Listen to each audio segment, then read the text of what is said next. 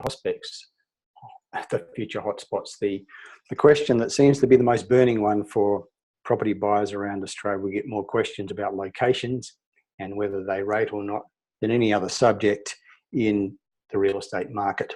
Constantly questions about locations. So it's a timely and apt subject to be addressing tonight, and I'm going to be addressing it from several different perspectives. Firstly, I'm going to look at some of the big picture issues, and a little bit later I'm going to examine some of the smaller picture issues, focusing down into a more local level and exploring a couple of methods that we use at Hotspotting to pinpoint future hotspots. We'll also be looking at the importance of good data and how, no matter what method you adopt to try to identify the best areas to buy, if you don't have good information, you're going to get up with a bad result.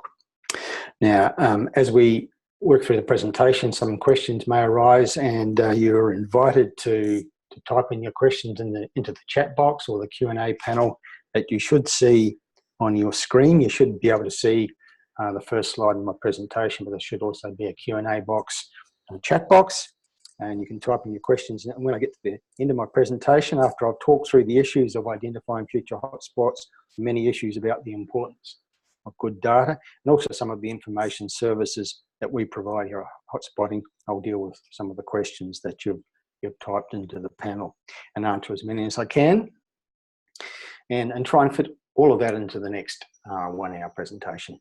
So yeah, our subject is building a property portfolio based on the best available information by finding the best places to buy.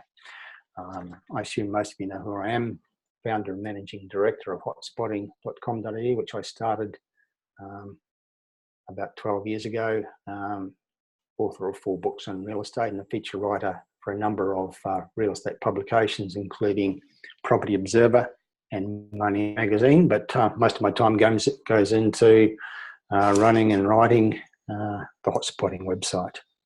I want to show you how to be successful at property investment without being maimed by the misinformation minefield. Sounds a little bit dramatic, but I do genuinely believe that the greatest peril facing property investors around Australia today is the misinformation that's out there through mainstream media, and the importance of understanding that there's a lot of dodgy data out there, and you've got to be very careful about the sort of information that you use and on which you base your investment decisions. I call it the great seething mass of media misinformation. I'm going to illustrate that point with a few examples as we get into the presentation.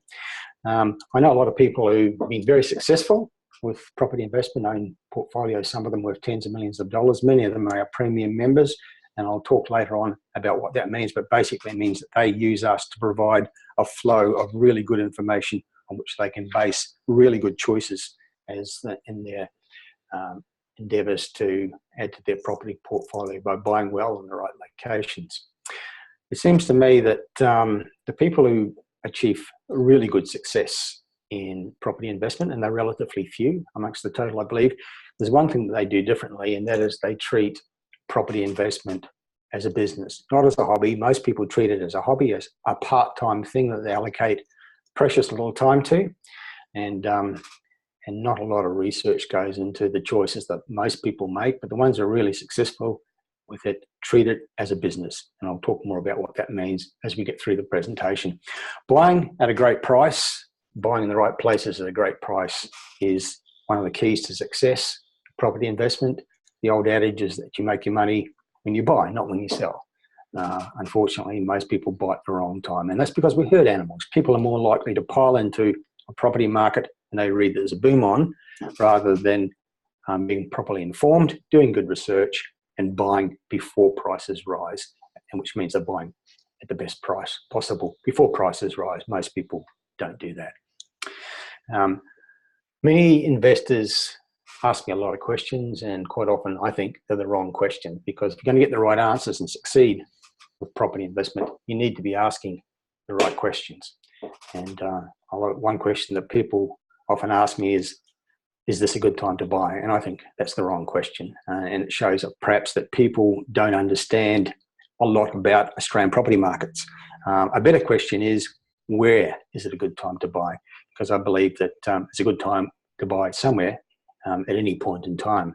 And that's because we don't have a single property market in Australia. We have many different markets, literally thousands of markets, and they're not all moving in the same direction. They're not all moving at the same speed. We've had markets recently that have been rising strongly, some that have been rising in a more muted way, some that are just stagnating, some falling a little and some falling a lot. And in most points in time in recent history in Australia, that is always the case. So it's not a case of, is it a good time to buy? It's a case of, where is it a good time to buy? Because it's always a good time to buy somewhere in Australia, including right now. So some of the right questions that people could be usefully asking to understand property markets better and to determine the best places to buy now for future growth include, why did Sydney rise so strongly, but not Canberra, just 3 hours down the road? Why did Perth go through a slump period while Sydney was rising so strongly, in Melbourne also? And why relatively little growth in a city like Brisbane? And the answer is that, well, we don't have an Australian property market. We have lots of different markets, and market outcomes in whichever location you pinpoint are primarily dictated by local conditions. It's not national conditions. It's not record low interest rates. It's not foreign buyers or negative gearing pushing up prices. The things that media likes to talk about. Economists tend to focus on those national issues like the level of interest rates and the actions of APRA, the Banking Royal Commission, but really what's happening with real estate markets is primarily dictated by local conditions. It's mostly about the local economy boosted by infrastructure spending and perhaps strong population growth. So it's useful to examine exactly why Sydney had the boom that it had. It's no longer booming. In most cases, most of the markets across metropolitan Sydney are winding down. There's not just one market, Sydney. There's lots of different scenarios playing out even within the city of Sydney because it's such a big city with over 700 suburbs. But generally speaking, that particular party is pretty much over. Why did it happen? Why did it have that 4 or 5 year boom? Primarily, it was about the strength of the local economy. The New South Wales economy has, for the period that Sydney has been booming, we've also, not coincidentally, had a situation where the New South Wales state economy has been the strongest economy in the nation. #1 ranked by CommSec in its quarterly State of the States report consistently for the last 4 or 5 years. And that's been the single biggest factor.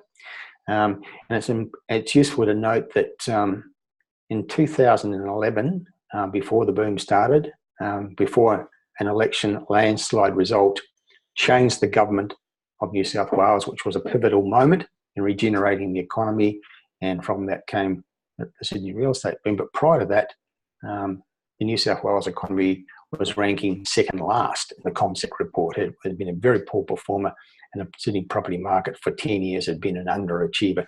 That all changed with that election, I believe. The economy started to improve, infrastructure spending rose, jobs were created, and out of that eventually came the Sydney real estate boom, working with some other factors, which I'll touch on in a moment. Look, there's this tremendously strong link between the state of local economies, and by that I mean state and territory economies, and the property markets in the capital cities. And a simple rule of thumb, if you've got a strong economy, you'll have a growth market. If you've got a weak economy, you're likely to have a stagnant market or a falling market. Now, the table on the screen, we've got under the heading of economy, I've ranked the 8 state and territories according to their CommSec ranking over the last couple of years, with New South Wales #1 and Victoria #2, ACT and Tasmania competing for places 3 and 4, and so on right down to the bottom, where Western Australia and Northern Territory being the weakest economies. And on the right-hand column, I've listed the 8 capital cities in their ranking as I've ranked them in terms of the strength of their property markets, the price growth they've achieved in recent years, with Sydney #1, Hobart #2, Melbourne #2, Hobart #3, but Hobart's now overtaken Sydney and Melbourne as they're wound down. But taking a snapshot over the last, say, 2 or 3 years, that's pretty much the ranking. And there's a very, very strong correlation you see there between the strength of the local economy and the performance of the city property market, right down to the bottom, where the two weakest state and territory economies, Western Australia and the Northern Territory, coincide with the two weakest capital city property markets, where prices and rents have been going backwards for most of the last 4 years, Perth and Darwin. And it's a very important factor. So these are the big picture factors that we look at in the beginning when we're trying to identify hotspots. We look at the big picture economies, but not nationally. We look at a state and territory level, and then we start drilling down to a city level, capital cities and also major regional cities, and we look at the strength of their economy. Is their population growing? Is there diversity in the economy?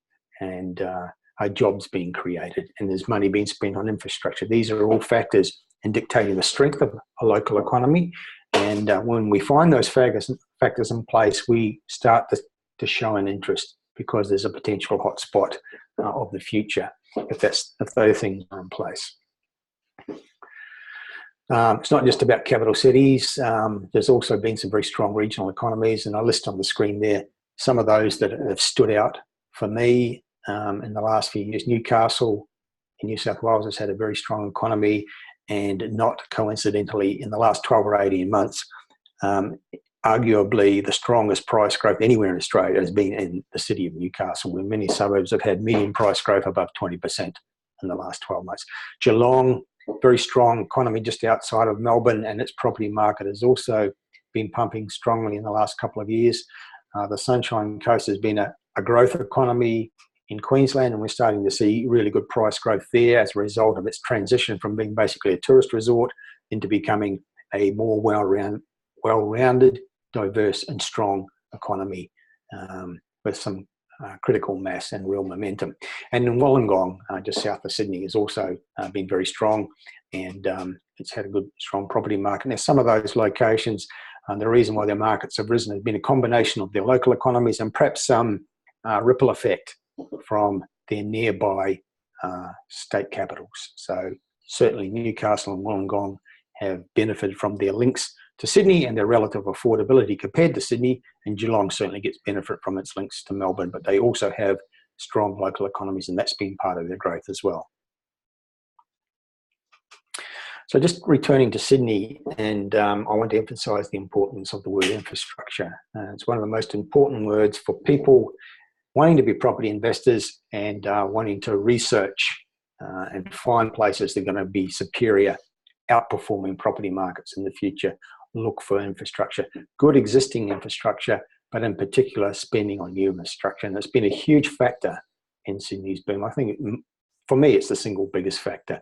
It has really stood out for me that in the period in which Sydney has had this very, very strong property market, it's been spending more on infrastructure than anywhere else in Australia. In fact, probably more than all the other capital cities combined. Just massive spending on new rail links, new motorway extension to existing facilities, hospitals, universities, etc.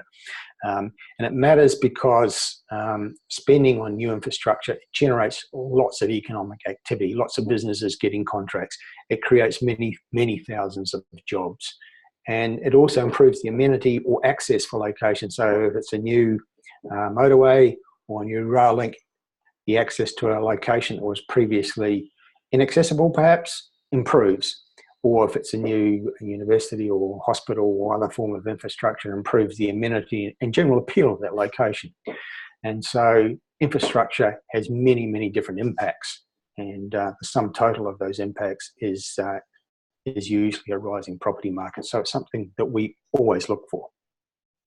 The Sydney Metro Northwest is one of the biggest current projects that's been ongoing for a number of years. It's depending on whose figures you believe, a $8 or $10 billion project, creating new stations, and there's going to be new commercial and residential and retail precincts around those stations, generating jobs and activity and demand for real estate, particularly when it opens, which isn't too far away.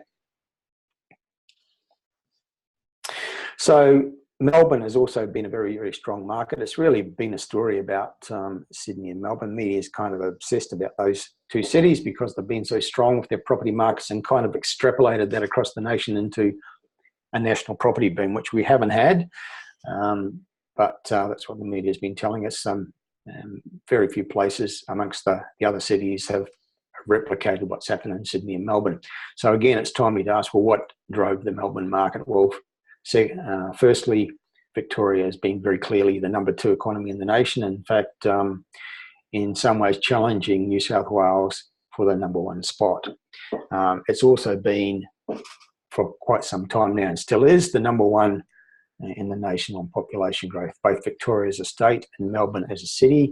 It's the national leader in terms of gaining from overseas migrants, and it's number 2 in terms of gaining from interstate migrants. So that population growth is a big factor in driving the economy of Melbourne and, as a consequence, the property market. Melbourne's also had some benefit from being a bit more affordable than Sydney. Residential land has been priced well below the price in Sydney, although the gap is closed because land prices in Melbourne over the last 12 or 18 months have increased at very high levels, stronger growth there than anywhere else in Australia in terms of residential land prices. But like Sydney, and in general terms, the peak has been passed in Melbourne. The activity is winding down, although it's misleading to talk about Melbourne as a single market because it's not just one scenario playing out across the whole city. What we're seeing in terms of prices is the top end suburbs, which were the first to rise and the first to pass their peak. We're now seeing some evidence of price decline there, but in the outer ring areas, which are still strong activity, strong demand, prices are still rising quite strongly out there, according to the latest research figures.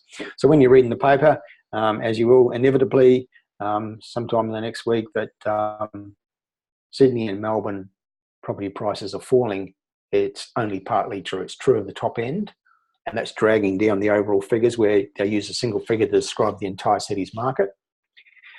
But the reality is that there are sub-markets where it's not true, where prices are still rising. The cheaper outlying areas in Sydney are still rising, according to the latest research, and the outlying areas, the cheaper areas of Melbourne, are also still rising in price quite strongly, in fact, according to the figures I've seen.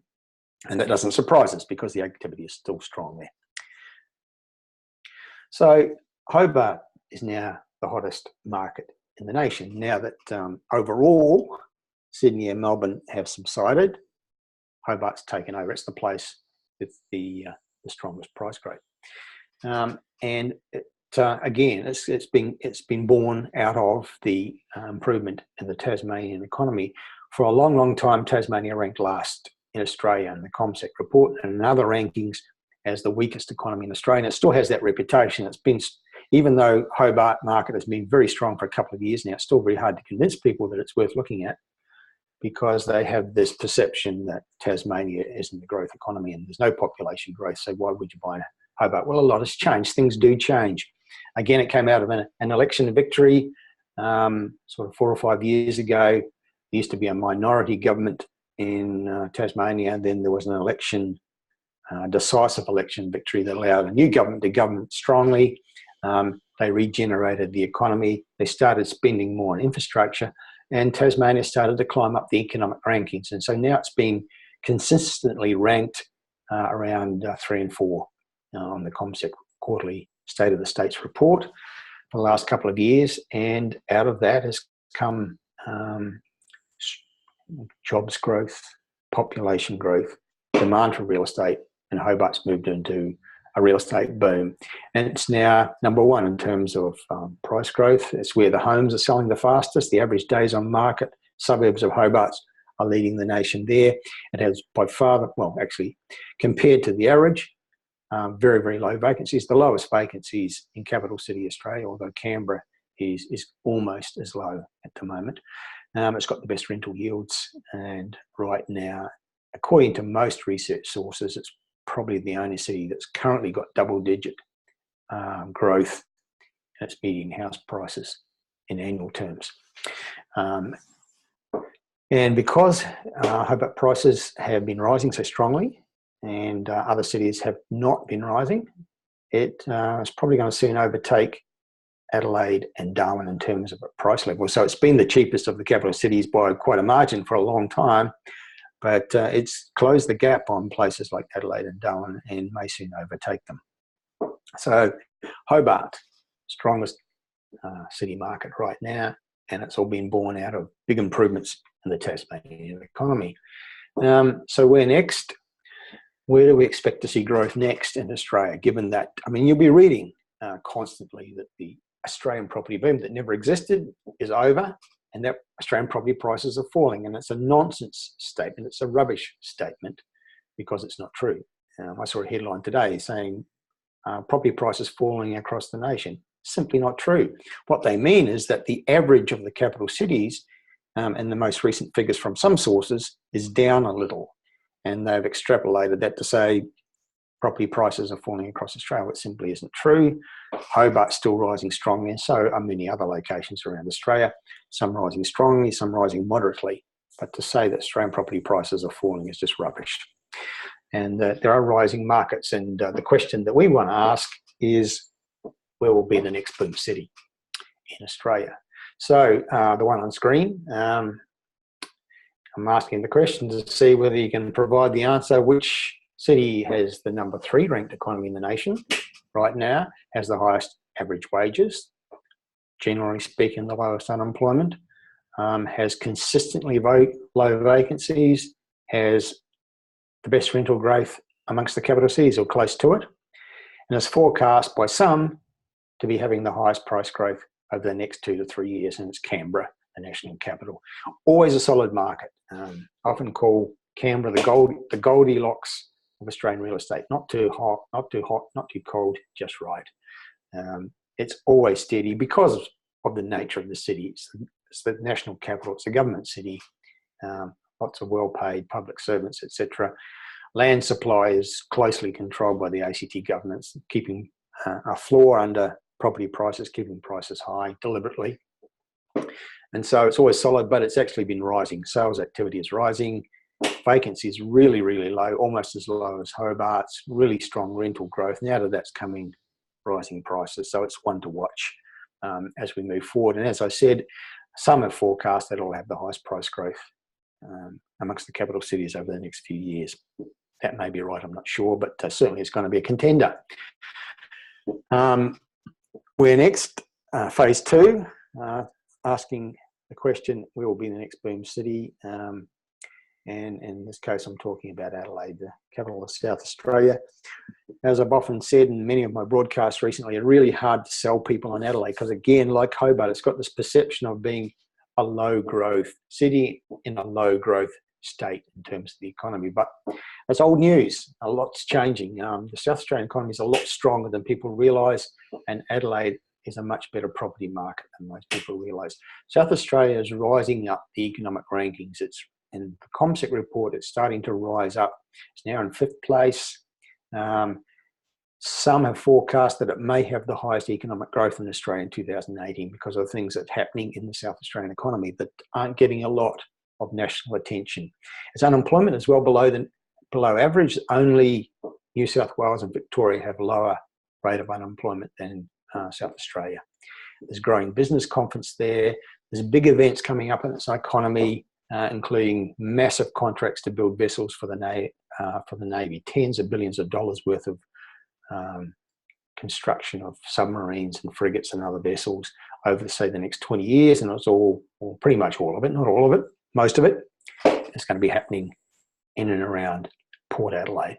And other big things. I mean, Adelaide is like the high-tech innovation capital of Australia. Lots of businesses are moving their headquarters there from Sydney and Melbourne for that reason.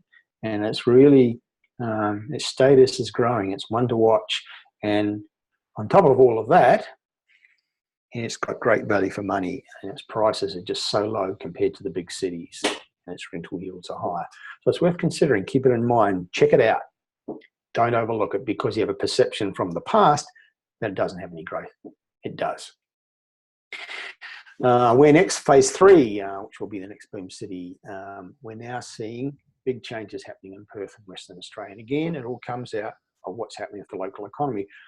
Perth has been going backwards. Its prices and its rents have been falling, not a huge amount, but gradually, steadily for the last 4 years. So it's been a market in reverse. Why? Well, because the economy Western Australia has been struggling. The resources investment boom came to an end. A lot of people who are working in that sector left Western Australia and Perth, and so the economy weakened. The real estate market weakened because there were now rising vacancies. From that, rentals fell and then prices fell. But that's all in the past. It's bottomed out. It's starting to improve. It's moving into recovery mode. The Western Australian economy is growing again. Jobs are being created again, and out of that's coming better demand in the Perth property market. And we're starting to see, we've charted over the last 6 quarters, growing sales activity in the Perth property market. It's really on the cusp of a recovery. And one of the signals that was moving into recovery, that is the beginning of a cycle, is the fact that we're starting to see price growth in the top end. Now, what we saw in Sydney and Melbourne, and what we usually see in growth cycles, is that a boom starts in the top end, which is often the inner city suburbs, the $1 million suburbs, and then gradually over time, the growth ripples out to the middle ring and then to the outer ring.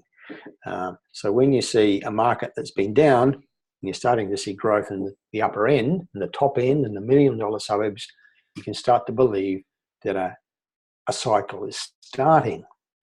That happens for a reason, and it confirms my view that it all comes out of the local economy. When the local economy improves, the first people to notice and the first people to benefit are the people who run businesses and who earn the big money, and other people who tend to live in those $1 million suburbs. So demand for real estate in the top end rises first, and that's why we're starting to see some uplift in prices.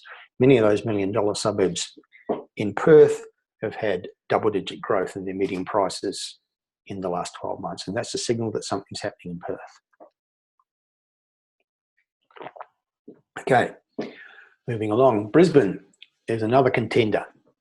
Brisbane's been an underachiever in recent times. A lot of people have sort of forecast that in the last few years that Brisbane's going to do something, and it really, from certain perspectives, it probably should have, but from another perspective, particularly from the viewpoint of the state economy and the local economy, I'm not surprised that it hasn't really performed, because the Queensland economy has been very lukewarm in the last few years. It's still ranked like number 6 out of the 8 states and territories, and traditionally Queensland's much stronger than that.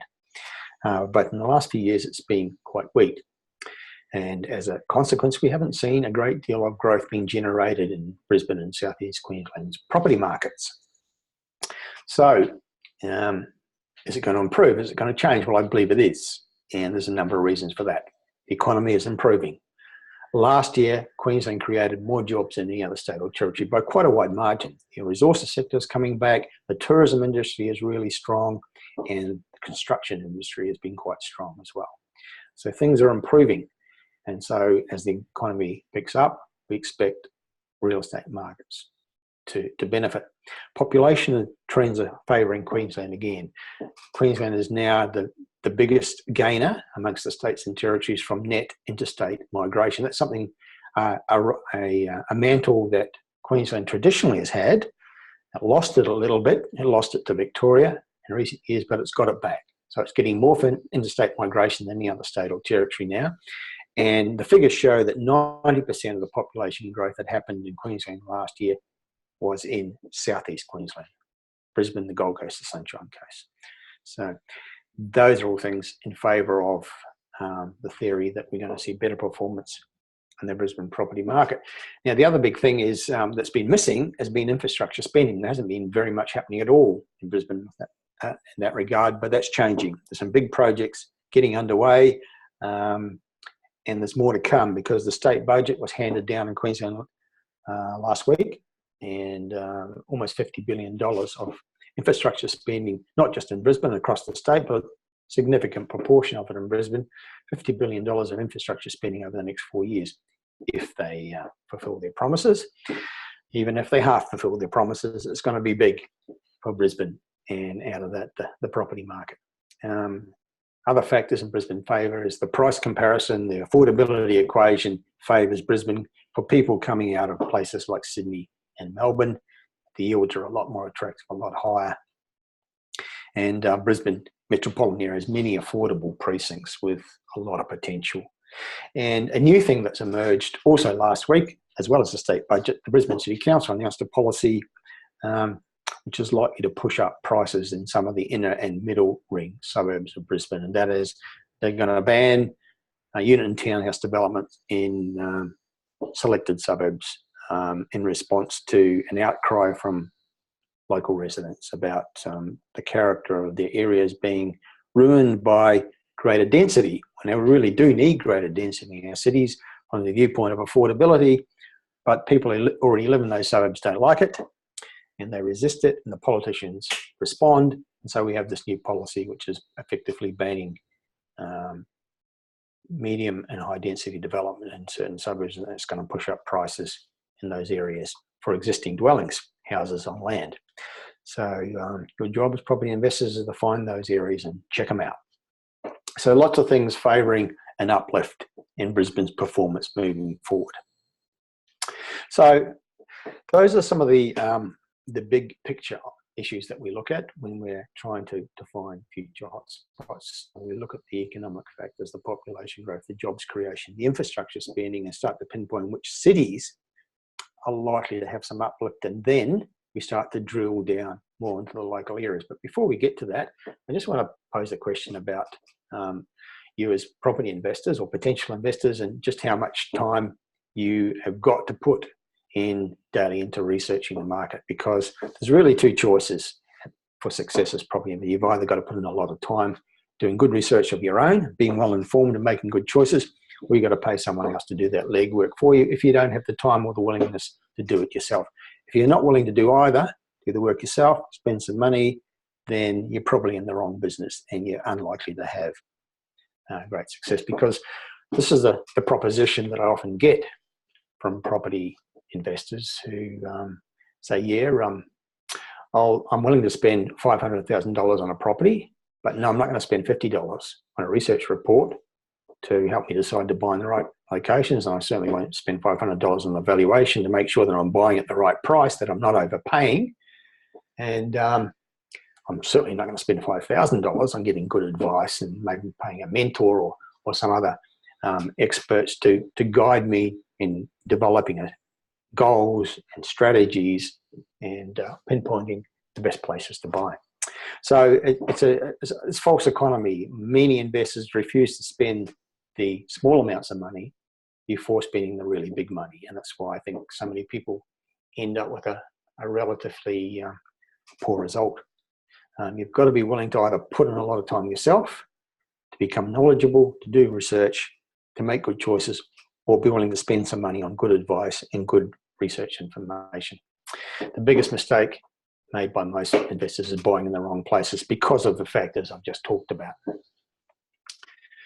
And some not only buy in the wrong place, but they buy multiple properties in the one location which turns out to be the wrong place in that area, or shot as Gladstone in central Queensland, where a surprising number of people didn't just buy a property, they bought several because it had such a boom reputation going back to 2010, 11. And at that time, the market was rising strongly. Rents were rising, prices were rising.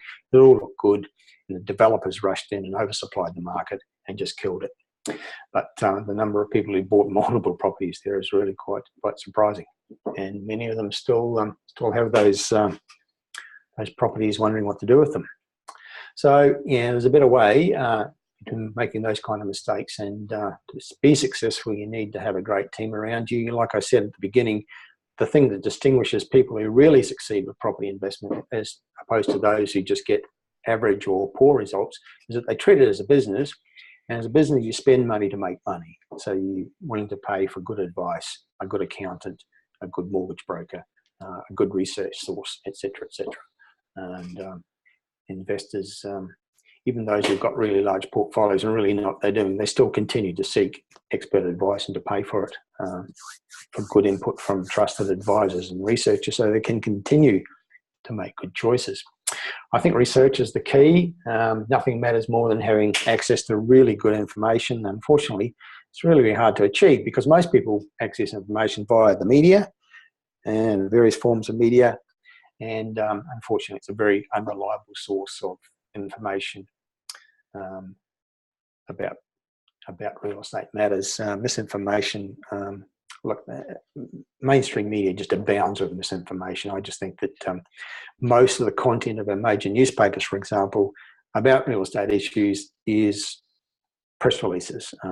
Press releases are centered by people seeking publicity for themselves, for their business, or their point of view, and it gets recycled as news by under-resourced journalists. And the result is a great big seething mass of misinformation.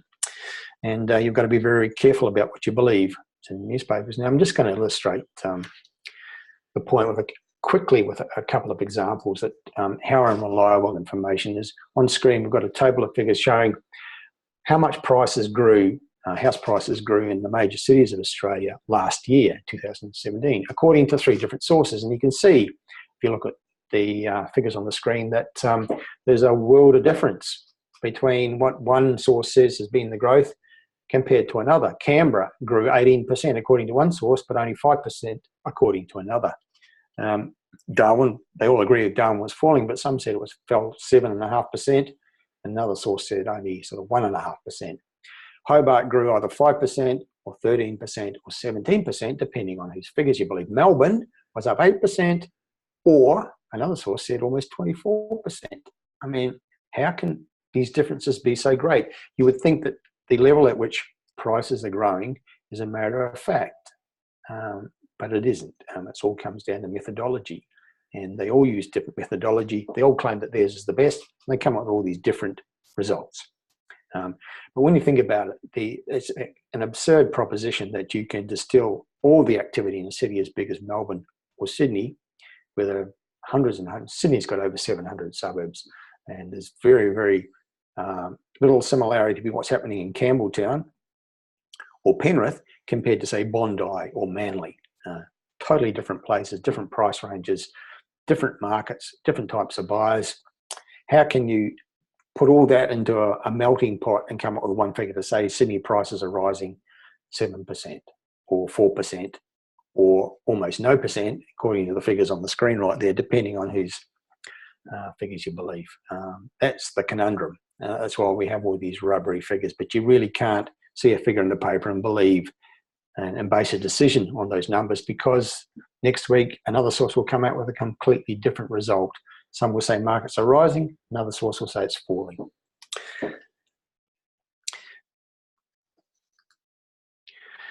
Now, making things even more confusing is that media is now publishing monthly changes in prices, and monthly is too short a time frame to get a meaningful feel for a market. You know, in June last year, according to these figures, the median price for Adelaide dropped 1.6%. Does that mean the market's falling? Well, no, it doesn't. It's just a monthly statistical aberration, because the next month it rose again, and then there were a couple of months where it stagnated, another month when it fell a little, then the next month it rose a little, and the following month it rose a little again, and then the following month it fell a little. So what does it all mean? It means that these month-to-month statistics are basically rubbish. Look at the figures on screen for Hobart. In May last year, according to these figures, Hobart's prices dropped 4.8%, which is a lot for prices to fall in a single month. It suggests the bottom fell out of the market. But the following month, they rose 3.1%, and for all the subsequent months, they continued to rise. So what does it tell you about that figure for Hobart back in May 2017? It tells me that that figure was rubbish, and that month-to-month statistics are totally unreliable and should not be believed or given any credibility. But media is full of this rubbish, and journalists place incredible significance on these month-to-month figures, apparently oblivious to the fact that for anything, not just real estate prices, but for retail sales, for housing finance, building approvals, you name it, month-to-month changes are statistical aberrations and meaningless, and you should ignore them. But now, to make matters even worse, we have media now publishing weekly changes in property prices. And so we have these absurd headlines saying property prices fall across Australia this week, and the next week property prices rising across Australia. There's no 2 weeks in a row that have the same result, because the figures are rubbish. You can't chart progress in a market on a weekly basis. It's just too short a time frame. Monthly is too short, so imagine how bad it is trying to make sense of these week-to-week changes. But there's headlines every week from this rubbish that's put out by one particular research source, who's basically not too concerned about informing the public. They just want lots of free publicity, and that's what they get. But the figures are rubbish, meaningless, so you should ignore them. The dodgiest data of all, auction clearance rates, I believe. I could spend half an hour talking to them about them and explaining why the published clearance rates are overstated, basically because agents report, the figures are compiled by agents reporting their results, and they're more likely to report their successes than their failures. And so a lot of auctions go unreported, primarily the ones that don't produce a result. So you can often ignore auction clearance rates figures as being completely unreliable, the rubberiest figures of all. So I often tell people stop reading newspapers, because you're just going to be filling your heads with negativity and misinformation, particularly right now with lots of stories about Australian property prices falling everywhere, which simply isn't true, but that's what they're saying. So moving back into the methods that we use to identify future hotspots. We've talked firstly about some of the big picture issues, the state economies and the capital cities. Now we want to drill down a little bit lower to more local level, to local government areas, clusters of suburbs, towns, or individual suburbs. And it's all based on our belief that where you buy is more important than what you buy. When the what's important, the when's important, but we think where you buy is the most important thing. And when we're taking a short-term view, we take two views, a short-term view and a long-term view in identifying future hotspots. And we have a particular method for a short-term view. And as I say on the screen, it's a method that's so simple, it's almost unbelievable. And basically what we do is we chart sales volumes, because my experience of over 30 years researching and writing about real estate, I've come to know that when sales activity rises in an area, prices will rise, but with a time lag. The activity picks up slowly and eventually prices react, but it takes time. So if you know of an area where sales activity is rising, with a number of sales, where sales volumes is increasing, you can be confident, fairly confident, or other things being equal, the prices will eventually rise there.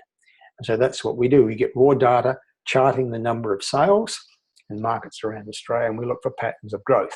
We also look for consistency markets, because they're also safe places to buy, places that sell the same number or approximately the same number of sales quarter after quarter after quarter, regardless of what's happening in the broader market. And we also look for danger markets where there's a big drop-off in sales, because prices are going to stop rising in those markets, or may in fact fall. So using that very simple but very effective method, we have been able to tip current hotspots and other trends in the market. We saw the Hobart boom coming. We're telling people about Hobart 2 or more years ago, saying this is a market where prices are going to rise. It's also very affordable. You should be considering it, because we could see the uplift in the market by charting the sales volumes. We could see the Sydney wind down coming well before the media did, because there was a big drop off in the number of sales across the suburbs of Sydney long before prices started to react to it. We could see the Sydney, the Canberra upturn coming. We're now seeing evidence of price growth in Canberra, but that was preceded once again by an uplift in sales activity. The Sunshine Coast boom, which has been underway for the last year or so, we could see that coming for the same reason. And we're also predicting a recovery in Perth, because we've seen an uplift quarter by quarter for the last 5 or 6 quarters in sales activity. The number of suburbs with growth activity has risen from about 0 18 months ago, is now a significant number of suburbs where activity is growing.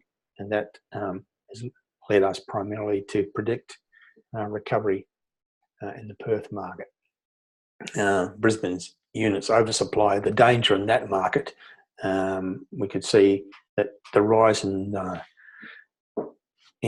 supply in the Brisbane market was coinciding with a drop-off in demand, because sales were falling. You could see that by charting the quarterly sales information. So we were warning people 2 or 3 years ago to stay out of that market, and have been proven correct, because that market has been oversupplied. Vacancy is very high and prices are falling in that particular sub-market. So here's a couple of examples to show the sort of pattern. 3 years ago, we noticed this is the suburb of Sunshine North in the western suburbs of Melbourne, just as an example.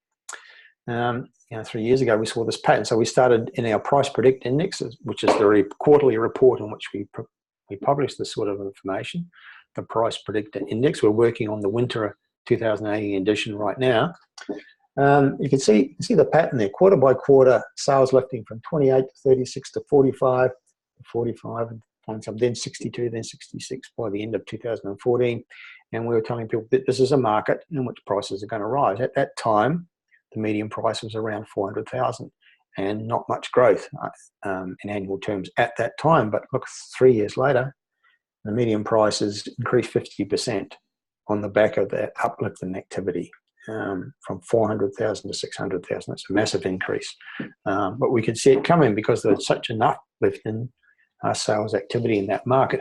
Another example, just to illustrate the point, Bowral in the Southern Highlands, south of Sydney. Similarly, 3 years ago, we started to see this uplift in activity.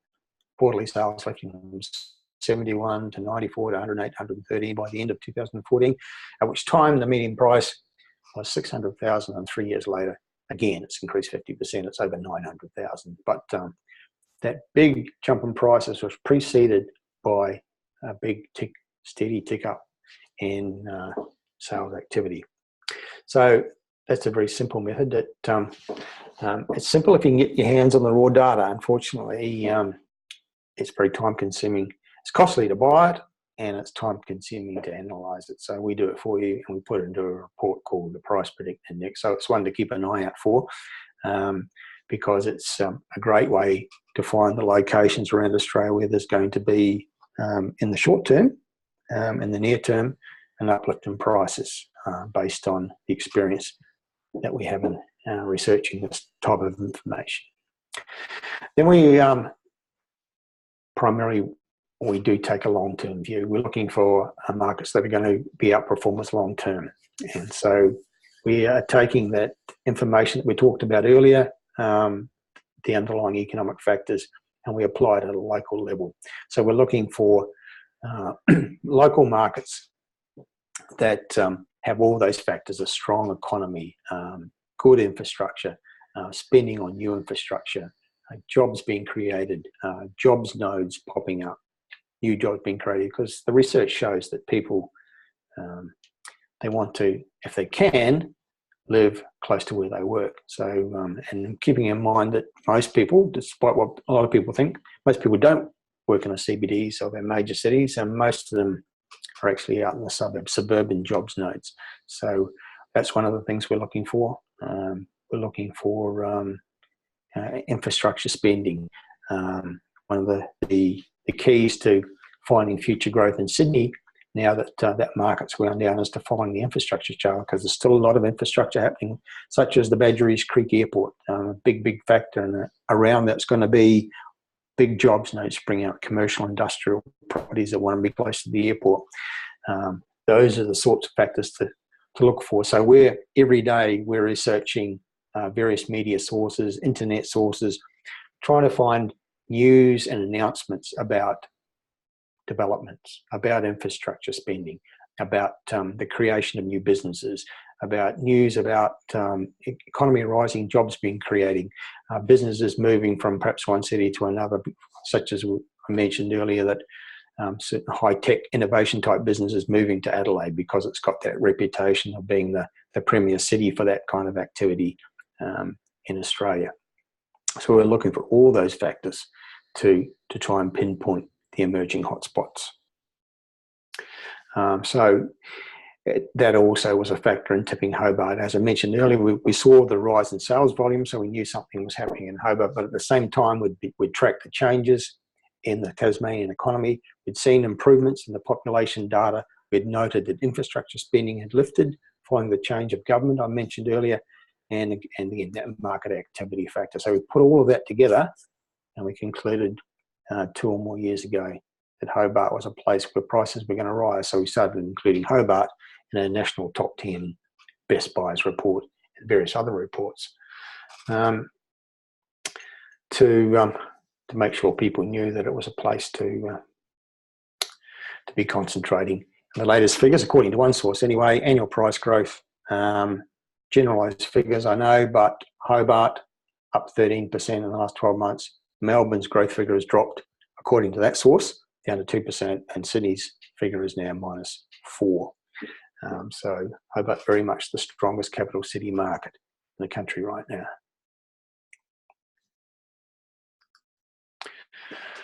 So where next? We've talked about Brisbane as a place of possibilities. We've talked about Perth as a recovery market.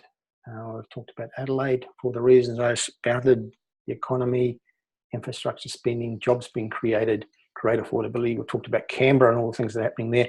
But there's also some very, very strong regional markets around Australia right now. And you could argue that most of the strongest growth markets right now, apart from Hobart, are actually regional markets. Now, in New South Wales, Sydney boom over, evidence that prices in some parts of the Sydney market at least are now falling.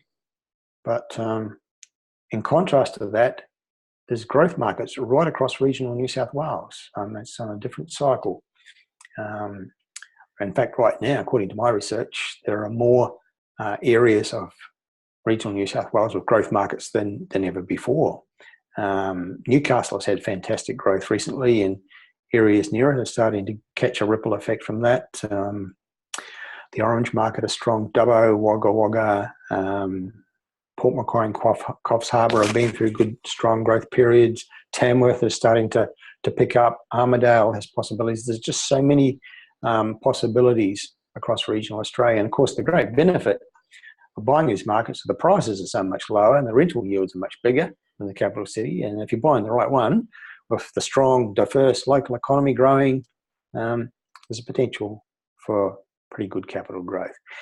We're also seeing a trend in Victoria that the growth in Melbourne is rippling out to regional towns and cities close to Melbourne. And it's one of the strongest market movements right now that Melbourne buyers, either because they're priced out of the Melbourne market or because they realise that most of the price growth that Melbourne's going to have has been had, they're looking for alternatives, particularly cheaper alternatives. And so Melbourne buyers are looking, and they've looked down at Geelong.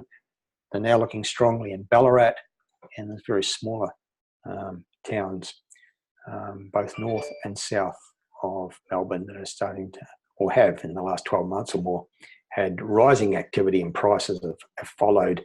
So those are some of the strongest markets in Australia as well.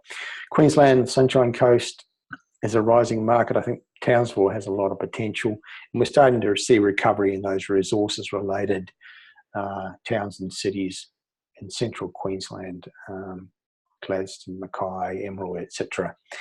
Signs of recovery. I'm not suggesting you rush out and buy there. They'll always be kind of risky markets because of their links to the resources sector, but it's noteworthy that there is recovery underway in those markets.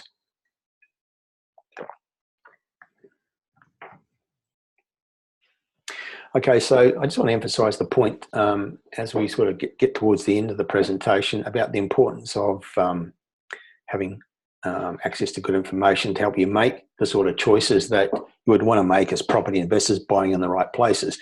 Sort of information that we use to pinpoint the future hotspots. And this is what we publish in our reports, and this is how we can help you make good choices, because we have a range of services. You can buy an individual location report. You can buy a top 5 hotspots report for whatever area of Australia you're interested in, be it Brisbane or Adelaide or Sydney or Melbourne or regional areas. We offer premium membership, which gives you access to all our reports and other services. And basically it comes back to this basic question I posed early in the presentation about the path you might choose: treating investment as a hobby, you allocate a little bit of spare time and hope you get lucky, or treating it as a business and doing it seriously and doing it well, and perhaps either being willing to put in some serious time or to be willing to pay for good advice and good information. One or the other is necessary This is one guy that I know has been a premium member with us for many years. His portfolio is now, I think, at least 40 properties, and he's based a lot of his purchase decisions on our information, and he's got this amazing portfolio, and he spends a lot of his time undertaking adventure tourism, such as climbing to the top of Mount Kilimanjaro in Africa, which is something he did not so long ago. So various things that we offer to help you be more successful property investors. I offer a mentoring service. There's something one-on-one mentoring where I help you develop goals, objectives, strategies for achieving those goals, and then we start drill down to the locations that best fit those goals and strategies, and then help you find properties that can grow your portfolio and make you successful property investors. If you want something a little bit shorter version, I do offer a strategy session to people where we can have a chat for 45 or so minutes, and just ask any questions you want to help you make choices as property investors, or you can go to a more involved one-on-one mentoring that would extend over 4 or 6 months or more. Premium membership is something that we created because we kept getting asked by people who are getting our reports and like them, asking what would it cost to get all your reports, because we're interested in Australian property generally. We regard the whole of Australia as our market, so we want to find where's the best place for us to buy in Australia right now. So we create a premium membership, which means you receive all our reports and all our updates. We send them to you as we complete them, and that's something that wherever many people around Australia, you get our top 5 hotspots reports, our top 10 best buys, regional reports, all the editions of the price predictor index that I mentioned earlier. We have monthly editions of the Ryder report, except at Christmas, so there's 11 monthly editions of that. It's a national newsletter, 25-page newsletter summarising the major things that are happening in real estate markets around Australia. So that's all included in premium membership, and because it's the end of the financial year, we do have a special offer. If you take up premium membership before the end of the month, there's a saving of 26% on what you would normally pay annually for premium membership, and we offer you 3 extra months onto your membership as well. And as an additional incentive, a free strategy session, which we normally charge $330. So there's a lot of incentives there if you're wanting to get into property investment or continue property investment and be more successful at it.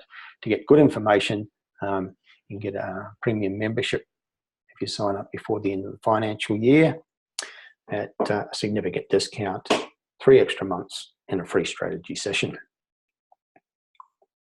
So what to do now? If you'd like to ask any questions in coming days, or find out about any of those products and services we provide, please feel free to contact me. You can get me on the email address on the screen, ryder@hotspotting.com.au, or you're welcome to call me on the mobile number if you want to have a chat about any of that, ask any questions, or find out more about some of those services like mentoring or premium membership, the special offer that we have for the end of financial year. So I'm going to try and see if I can access some questions. There we are in the Q&A box. And I'll just, in no particular order. Okay. Deal with some of the questions that people have typed in and been tuned in today. Thanks for your questions, and thanks for listening in. One attendee is asking, what is your view on Morayfield in Queensland? Do you think the land supply will slow down growth? Morayfield's a suburb in the northern part of Brisbane. It's in the Moreton Bay local government area. It's one of the main suburbs up there in the affordable northern suburbs. It's one of the busiest markets in Australia, that general area. Caboolture, Morayfield, Narangba. I think it's a good place to consider. There's a very active market, good level of affordability, good rental yields, good infrastructure, transport links. There is the question that's raised here about land supply slowing down growth. It's a possibility. It's just a question of, how much land supply, new dwellings are brought to the market. And hopefully they get their equation right, and it's subject, in balance with demand. There are other parts of that that northern Brisbane precinct within the Moreton Bay local government area to consider, like Deception Bay, very affordable, and the Redcliffe Peninsula, which benefits from the new rail links. Another question from another attendee: which markets within Victoria do you believe offer the best growth drivers? Right now, we're thinking regional, because Melbourne's had its run. It will come again, of course, but right now the growth is starting to be felt in the regional areas. And the ones with the growth drivers, Geelong certainly has them, although it's had quite a lot of price growth already, so we turn our attention to other locations. And the one that stands out for us right now is Ballarat. Strong city, diverse economy, growing population, creating jobs, great links between it and Melbourne, good level of affordability, good rental yields. So Ballarat ticks all of the boxes, and then you've got places like Bendigo also has plenty to recommend it as well. So those are the ones in Victoria that stand out. Another question: if Hobart has had big growth, you still get growth buying there now? I think if you buy there now, there still will be growth, but the point is the best time to buy there was 2 years ago, and so a lot of the growth has been had. There's still more to come, I believe. There's no evidence that it's stopped yet. In fact, there's evidence that it's still going on strongly. So there's still more growth to be had, but the best time to buy there was 2 years ago. And the question that I guess people should be asking is, where's the next Hobart? Rather than sort of buying late in the cycle in Hobart. Like Sydney, there's several areas, this is Joanne asking this question, like Sydney, there's several areas in ACT, where is best to get in? Right now, the strongest, most active market is the district of Belconnen up in the north. Canberra's quite an expensive city, but perhaps some of the more affordable options are up in Belconnen. It's certainly the most active market right now, but there's growth markets right across Canberra. But the one that stands out for me is actually not in the ACT, it's across the border in New South Wales, Queanbeyan, but it's very much part of the Canberra metropolitan area. A little bit cheaper there, and there's plenty of growth drivers down there. So I'd certainly, and they benefit because they're in New South Wales, they get some of the incentives that have been provided for first home buyers, which you don't get in the ACT. So I'd certainly be considering, if you wanted to benefit from the growth in the Canberra market, Queanbeyan across the border in New South Wales is certainly a place to consider. Winnie is asking the question, Carina and Brisbane is increasing volumes, but since building of townhouses has caused prices to go down, the opposite of what you're saying. I don't think I agree with you. Then maybe dwelling prices have dropped because of greater density, but I don't think there's any evidence that the house prices are actually falling in Carina. But I will check that later when I have a chance to check the figures. But I'm pretty sure, Winnie, that what you're saying isn't true, based on our research. Joanne is asking questions about the price of some of the options that I mentioned. The one-on-one strategy session is $300 plus GST. Premium membership, if you take up our end of financial year special offer where you get 15 months, not 12 months, that's $1,870 for an annual membership, which means you get all our reports. You'll be receiving something from us pretty much every week for the next 12 months. And you also have that free strategy session as an extra incentive. And of course, you can also buy location reports as one-offs, and they're $50 plus GST if you're just zeroing in on a particular location. What are your thoughts on purchasing a house across the road from the beach at Currumbin, Queensland? What the market doing there? Well, the Gold Coast has been for a period of growth. In the lead up to the Commonwealth Games, there was lots of construction, lots of people coming in, lots of new jobs, and that drove the market. But I think most of the Commonwealth Games effect has already been felt. There was evidence even before the game started that the market had dropped off a bit. Currumbin Beach, yeah, I've got no. I haven't seen anything to suggest that that market in particular is one that's going to outperform. I actually think you're better off on the Gold Coast, sort of looking inland. The actual canal suburbs are good growth markets. The genuine residential markets, those beachside suburbs, tend to be more about tourists and speculators and investors rather than the genuine real estate market. People actually live there and have jobs there. So I'd be looking perhaps elsewhere other than Currumbin. Dean is asking, what's your recommendation for regional New South Wales? Well, I mean, there's so many of them. There's so many options. Certainly the Hunter region outside Newcastle is worth considering. I think Dubbo is always strong. Wagga Wagga is strong. Armidale's got much to recommend it. The Central Coast has been strong, but I think it's past its peak and is now starting to wind down. It's very close to Sydney and caught the ripple effect from Sydney. So I'll be looking sort of further afield beyond the Central Coast.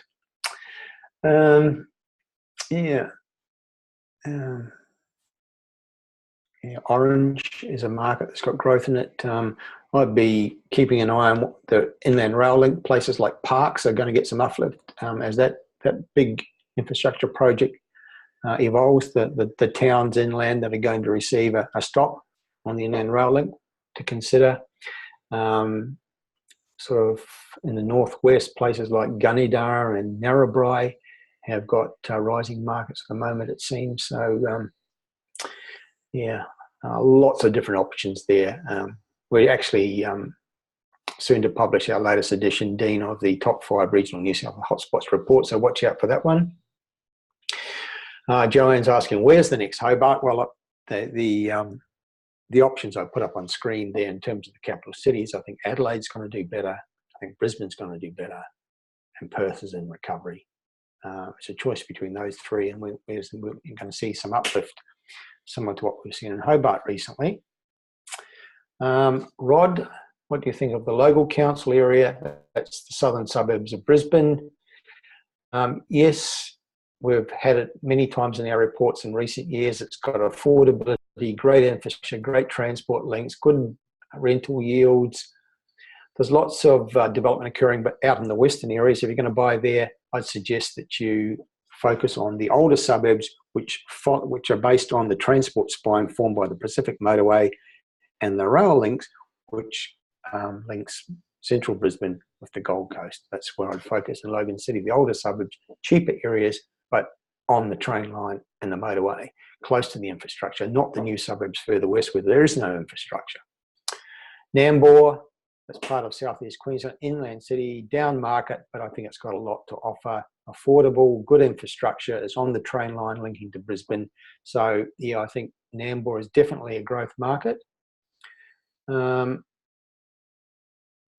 Sunshine Coast, Carly is saying, has lots of infrastructure commitments. It has already seen some growth. There's still potential. Yeah, I think the Sunshine Coast story, Carly, is only really just getting started. It's a big transition economy. It's transitioning from, a tourist resort to a well-rounded regional city. $20 billion in infrastructure happening. Definitely worth considering.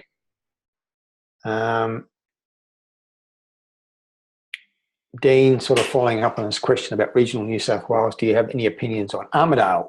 Yes, I do. I like Armidale.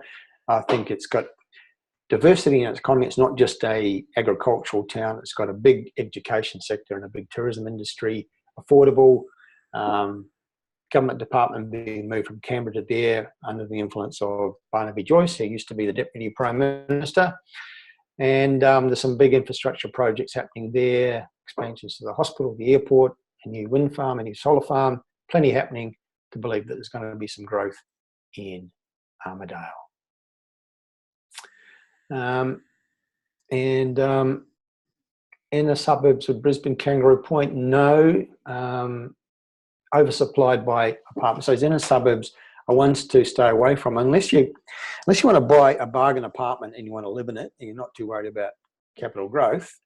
Then you would, as investors, you would definitely stay away from suburbs right now like Kangaroo Point, Wollongabba, Fortitude Valley, South Brisbane. just too many apartments, high vacancies. There's evidence it's starting to be absorbed, but I'll be waiting to see improvement in the vacancy rates and just see how low prices do fall, because prices are falling in those markets. Would Coomera Jones, oh my God, the questions are coming in thick and fast, and my capacity to keep up with them is not so great. Werribee, Victoria.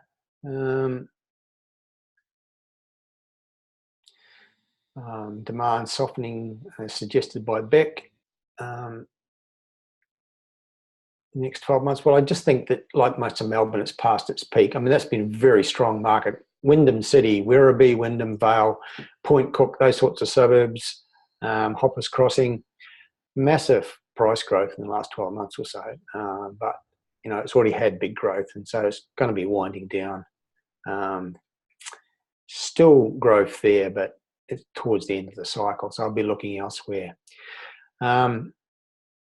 Houses in Kangaroo Point, I guess that's the person who asked the question earlier, and I answered in terms of apartments. Maybe.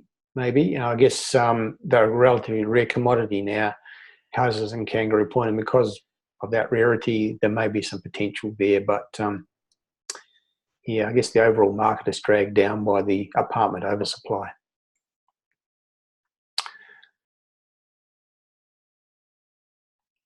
Kanwar is asking, which of those Brisbane City Council suburbs you touched upon in Brisbane, the ones where they're kind of banning density development and likely to see price and house prices there. I don't know all of them, Kanwar. I just noted that Morningside was one of them. I used to live near there many years ago, and so I know that suburb quite well. So with lots of big old Queenslanders, median price about 800,000. That's one of those subjects. Wavell Heights was another one, but I don't have a full list in my head, unfortunately. But the two that I do know are Morningside and Wavell Heights. But it shouldn't be too hard to find out more with a bit of a Google search. When they made the announcement, they did list those suburbs. I just haven't committed them all to memory. Right. It's probably time to call a halt. There's still questions coming in, but we've now been going for an hour and 10 minutes, and people probably need to be doing something else this evening. So I'd just like to thank you all for your attendance. We've had a good attendance tonight. I've had lots of questions at the end. I'm sorry I haven't been able to answer all of them in the time available, but if you'd like to follow up on screen, I still have my contact details. Send me an email or give me a call if you'd like to ask further questions, or if you're interested in some of those services and products that I mentioned. And do keep in mind that that special offer, our end of financial year special offer for premium membership. We do that this time every year, and it's always very popular with people who want to get access to a flow of good quality information moving forward to help them make decisions about where in Australia is the best place to buy now, right now, where are the future hotspots. And we do that work for you, save you a lot of time. And all right, I think that's it. Thank you very much for listening. I hope you got some value from it. Feel free to follow up if you've got further questions or comments. I'd welcome hearing from you. And that's it. Thanks for attending. Terry Ryder from hotspotting.com.au signing off. I'll be talking to you again soon. Thanks for your attendance.